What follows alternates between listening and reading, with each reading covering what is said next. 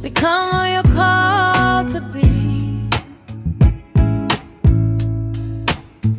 CASHIN conversations where purpose meets the truth. Communication, accountability, bringing out the best in you.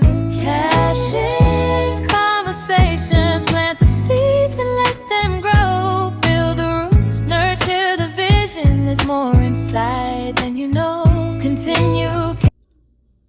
Welcome back to CASHIN Conversations, where we talk about leadership, workplace culture, personal growth, and the daily deposits we make into the lives of others. I am the host, Dana Nicole Smith, and today we're talking about service, the S in the CASHIN framework. The CASHIN framework stands for communication, accountability, service, humility, integrity, and nurturing. So when people hear the word service, they often think about customer service. They may think about helping a customer, answering a question, or solving a complaint. But service is much bigger than that. Service is a leadership mindset. It's asking yourself, how can I use my knowledge, position, experience, or influence to help someone else succeed? Service doesn't mean doing everything for everyone. It doesn't mean allowing people to avoid responsibility. It doesn't mean accepting disrespect, poor performance, or a lack of effort. Service means giving people the support, tools, information, and guidance they need while still holding them accountable. That distinction is important. There's a difference between helping someone and rescuing someone. Helping says, let me show you how to do this. Rescuing says, I will keep doing it for you. Helping says, I believe you are capable. Rescuing can unintentionally communicate, you cannot handle this without me. I believe in helping people grow. I believe in giving people structure, templates, direction, and honest feedback. But I also believe people must participate in their own growth. That is service with accountability. I remember a time when I was working in human resources during a large reduction in force. For those who may not be familiar with that term, a reduction in force is when employees are laid off because positions are being eliminated. It's one of the most difficult responsibilities an HR professional can have. So during this particular process, I conducted 44 reduction in force meetings in 3 days. 44. Every meeting represented a real person, a person with a family, a person with financial responsibilities, a person who had shown up to work expecting it to be a normal day. I was proud that leadership trusted me with that responsibility because they knew I would properly serve every staff member involved in the reduction in force. They knew I would remain professional, communicate clearly, protect each employee's dignity, and make sure every person received the same level of care and respect throughout the process. That trust meant a great deal to me because service is not only demonstrated when circumstances are positive. Sometimes service is most visible during the hardest moments. My role required me to explain what was happening, provide the necessary documents, answer questions, and remain professional. But service required more than simply handing someone paperwork. Service required me to remember that the person sitting across from me was experiencing a major life change. Some people were angry, some people were shocked, some people were emotional. Some sat quietly because they didn't know what to say. In those moments, I could not change the organization's decision. I cannot promise that everything would be okay, but I could control how I treated each person. I could slow down. I could explain the information clearly. I could allow them a moment to process what they had just heard. I could listen respectfully. I could answer their questions honestly. I could make sure they understood what would happen next. That was service. Service is not always being able to fix the situation. Sometimes service is how you show up when the situation cannot be fixed. It's how you treat people when they are vulnerable. It's whether you rush them, dismiss them, or make them feel like they're just another number. I remember a few of the employees that were included in the RIF, they said to me, Dana, you're HR. This will never happen to you. Leadership is often revealed during difficult moments. not comfortable ones. What made that experience even more personal for me was that after helping conduct those meetings, I was also laid off. I became one of the employees affected by the same process. That experience reminded me that titles are temporary, positions can change, organizations can change, but how we treat people remains with them. People may not remember every policy you explain. They may not remember every document you gave them, but they will remember whether you treated them with dignity. They will remember whether you listened.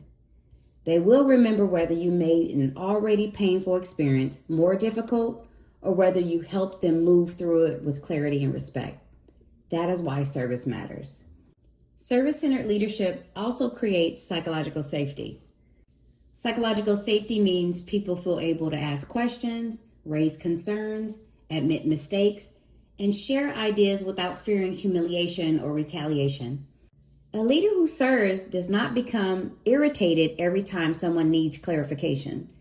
A leader who serves does not punish employees simply for bringing forward a concern. A leader who serves listens before making assumptions. That doesn't mean mistakes are ignored. It means mistakes are addressed in a way that encourages learning, responsibility, and improvement. Service-centered leaders ask questions such as, do employees have the tools they need?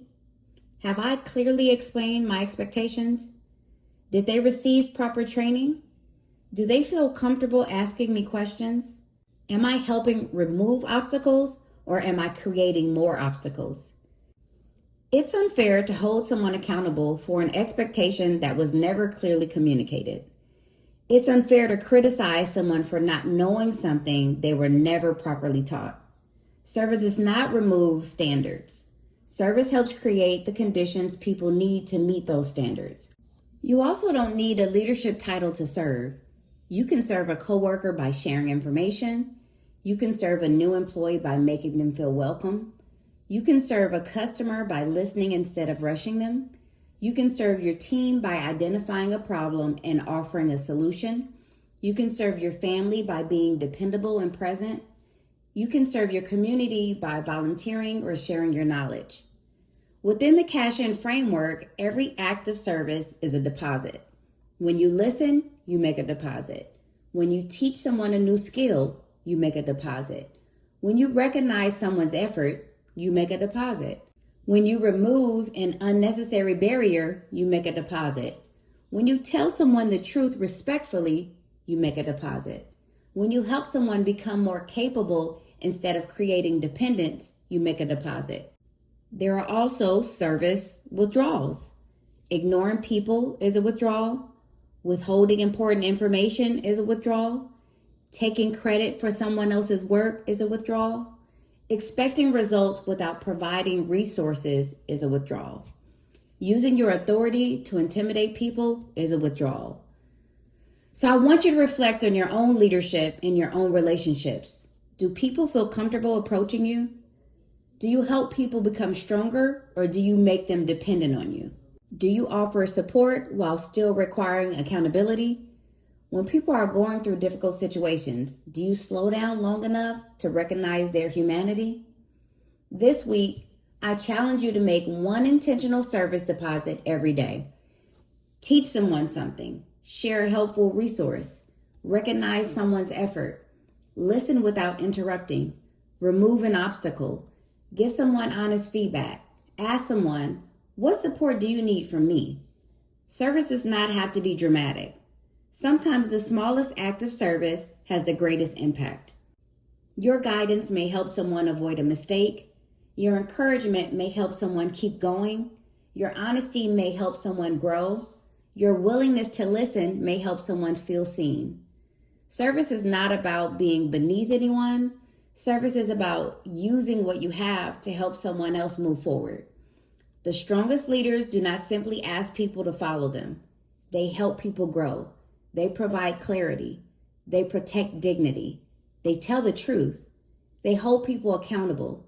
And they understand that leadership is an opportunity to make meaningful deposits into the lives of others. That's the S in CASHIN, service. Thank you for joining me for another episode of CASHIN Conversations. Remember, CASHIN conversations where purpose meets the truth. Communication, accountability, lead with purpose, bringing out the and best in continue you. cashing in CASHIN conversations, plant the seeds and let them grow. Build the roots, nurture the vision. There's more inside than you know. Continue cashing on your future. Continue